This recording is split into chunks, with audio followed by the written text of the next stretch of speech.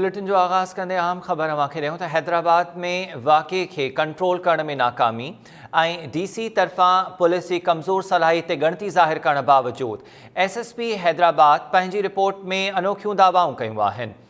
हैदराबाद अॼु SSP पंहिंजी report में ॼाणायो आहे त लाश हथ अचण ऐं मुख़्तियारकार जे घर ते हमले जो इतला मिलण जे फौरी बाद पुलिस उते पहुती। SP हेडक्वार्टर ऐं ज़िले जी पुलिस हुजूम खे छिड़विछड़ कयो। रिपोर्ट में सूरतहाल पुरअमन तरीक़े सां कंट्रोल थियण जी दावा कई पई आहे, जॾहिं त DC पंहिंजी रिपोर्ट में इन जे उपतड़ इहो ॼाणायो हो त वाक़े खे सही नमूने कंट्रोल न कयो वियो।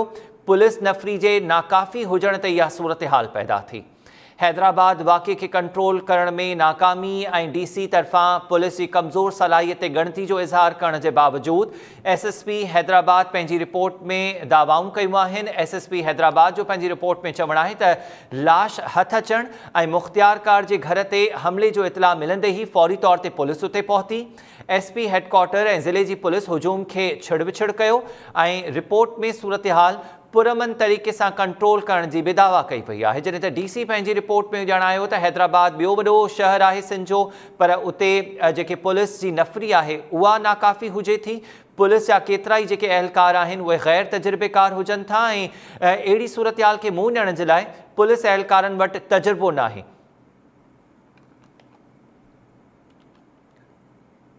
पुलिस जी घटि नफ़री ऐं तजुर्बे जे हवाले सां DC हैदराबाद तरफ़ां ॻणती ज़ाहिर कई वई, पर उन बावजूद SSP हैदराबाद जेका IG सिंध खे रिपोर्ट उमाणी आहे उन में इन सूरतहाल खे पुरअमन तरीक़े सां हैंडल करण जी दावा कई वई आहे।